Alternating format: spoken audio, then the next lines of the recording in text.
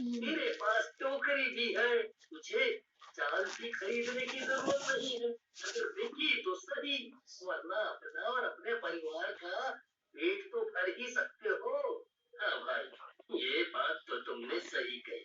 मैं कल से ही मछली पकड़ने का काम शुरू करता हूँ। हाँ, पर एक बात का ध्यान रखियो कि गांव के तालाब पर मछली पकड़ने मत जाइयो, क्योंकि कोई भी मछुआरा वहाँ किसी मछली पकड़ने नहीं देगा। गांव के बाहर निकलते ही जो तालाब है, वहीं जाकर मछली पकड़ना। बस फिर अगले दिन से माधव मछली पकड़ने के लिए जाने लगता है। माधव को देखकर राहुल भी उसके साथ जाने की जिद करने लगता है। ज्यादा जिद करने पर माधव उसे अपने साथ ले जाता है।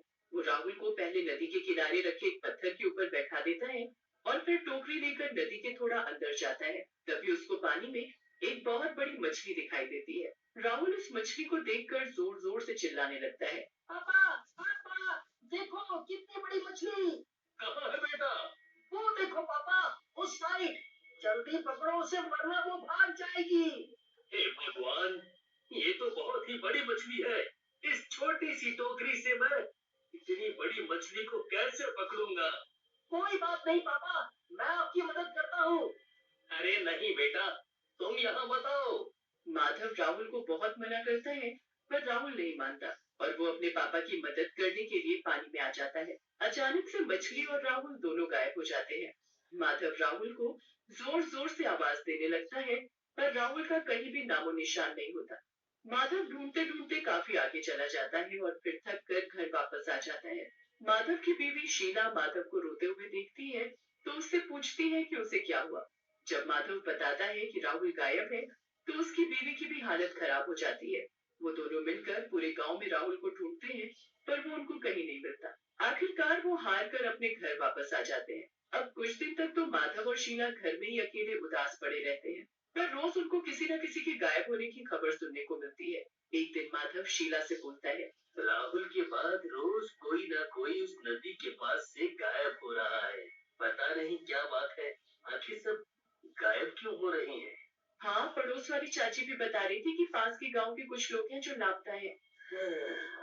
क्या कर सकते हैं, पर जो भी है, कल से मुझे फिर से वही उसी जगह मछली पकड़ने जाना पड़ेगा। हमें अपना पेट भी तो भरना है, और क्या पता राहुल का भी कुछ पता चल जाए। हाँ जी, ये तो आपने सही कहा। अगले दिन बस फिर माधव मछली पकड़ने निकल जाता है।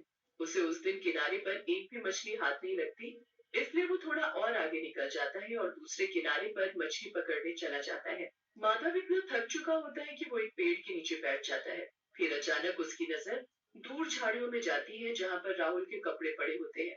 ये तो वही कपड़े हैं जो उस दिन राहुल ने पहने थे। मतलब राहुल यहाँ था, पर अब वो कहाँ है? क्या उसे कोई जानवर खा गया? हे भगवान, मेरा बेटा। माधव राहुल के कपड़ों को हाथ में लिए यहाँ वहाँ भटकने लगता है और उसे ढूंढने लगता है कि तभी उसे वही बड़ी मछली की पूंछ तालाब के किनारे दिखती है। पहले तो माधव बहुत डर जाता है, पर फिर वो धीरे धीरे आगे बढ़ता है और जाकर देखता है। माधव जब उस मछली को देखता है तो उसके होश उड़ जाते हैं। वो कोई मामूली मछली नहीं, बल्कि बहुत ही बड़ी भूतिया मछली होती है। उसकी शक्ल बाकी मछलियों जैसी बिल्कुल भी नहीं होती, बल्कि भूत जैसी होती है। ये जरूर वही मछली है जो मुझे इस तालाब में दिखाई दी थी। मतलब ये वही मछली है जिसने गांव वालों को गायब किया है। मुझे तो कुछ समझ नहीं आ रहा, मैं क्या करूं? मुझे मुझे तो पूरा यकीन है कि इसी ने गांव के लोगों और मेरे बेटे राहुल को खा लिया है। माधव इतना सोच ही रहा होता है कि उस भूतिया मछली को पता लग जाता है कि माधव वहीं खड़ा है। वो गुस्से में मुंडी घुमाकर उसकी तरफ देखती है। माधव एकदम पीछे हो जाता है और डर कर नीचे गिर जाता है। मैंने कुछ नहीं किया, मैंने कुछ नहीं किया।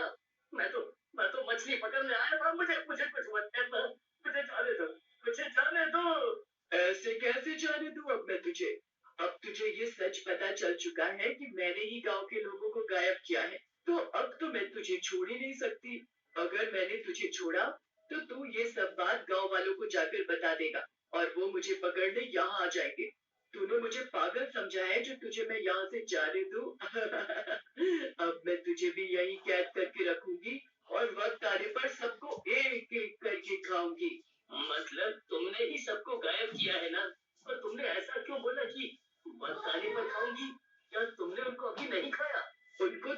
अपने बच्चों के लिए बचा कर रखा है। मेरे बच्चे खाएंगे उन लोगों को। बच्चे? मतलब कौन से बच्चे? अब तू मुझसे सवाल करेगा? तेरी मौत खुद तेरे सामने है और तुझे ये सब जानना है। अभी तू भी उनके पास ही जाने वाला है। तुझे सब पता चल जाएगा। माधव वहाँ से पूरी जान लगाकर भागता है और वो भूतिया मछली पानी से तैरती हुई उसके पीछे जाने लगती है। रास्ते में झाड़ियों के पीछे उसे फिर अपना बेटा राहुल दिखता है।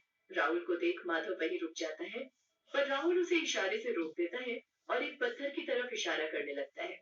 माधव कुछ समझ ही नहीं पाता कि वो करे तो क्या करे। भूतिया मछली माधव के बिल्कुल करीब आ जाती है कि राहुल जोर से चिल्लाता है, इस पत्थर के नीचे इस मछली के अंडे हैं। आप कैसे भी करके उनको यहाँ से ले जाओ। यही है इसके बच्चे जिसकी ये बात कर रही है। माधव समझ जाता है कि अब उसे क्या करना है। वो जल्दी से अपनी टोकरी में वो अंडे भरने लगता है। छोड़ दे मेरे अंडे, वरना तुझे कच्चा खा जाऊंगी। माधव जल्दी से सभी अंडे भरकर वहां से भागने लगता है। मछली माधव के पीछे उसे मारने के लिए तैरती हुई जाती है। राहुल मछली का ध्यान भटकाने के लिए उस पर लगातार पत्थर मार रहा होता है। एक पत्थर सीधा मछली की आंख में जा लगता है और उसकी आंख फूट जाती है। मछली दर्द से चीखने लगती है और माधव वहां से अंडे लेकर निकल जाता है और सभी गांव वालों को इकट्ठा कर उनको सारी बात बताता है। इतने में भूतिया मछली भी अपनी फूटी आंख लेकर अपने अंडे लेने आ जाती है। लोगों ने पहले ही मछली को पकड़ने के लिए पूरा इंतजाम किया होता है। माधव भूतिया मछली को अंडे दिखाकर अपने पास बुलाता है और वैसे ही सभी मछुआरे उस मछली को जाल में पकड़ लेते हैं। मछली जाल में फंस जाती है। छोड़ दो मुझे, जाने दो, मेरे अंडे मुझे वापस कर दो, वरना मैं तुम सबको मार डालूंगी। अब तुम हमारा कुछ भी नहीं कर सकती। अब तुम्हारे अंडे भी हमारे पास है और तुम भी अब हमारी कैद में हो। कुछ लोग नाव लेकर जल्दी उस किनारे पहुंचो।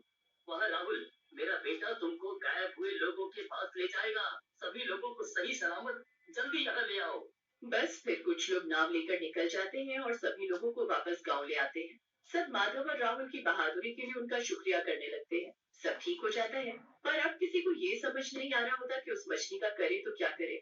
एक मछुआरा जल्दी से मछली काटने वाला बड़ा सा छुरा लेकर आता है और उस मछली के पंख काट देता है।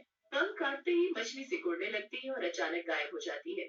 उसके बाद वो उसके अंडों को भी आग में जला देते हैं। पूरा गांव इस बात का जश्न मनाता है और सभी मछुआरे माधव को अपने साथ अपने गांव के तालाब में मछली पकड़ने की इजाजत दे देते हैं। उस दिन के बाद माधव के घर पर हालात भी सुधर जाते हैं और सब खुशी से रहने लगते हैं।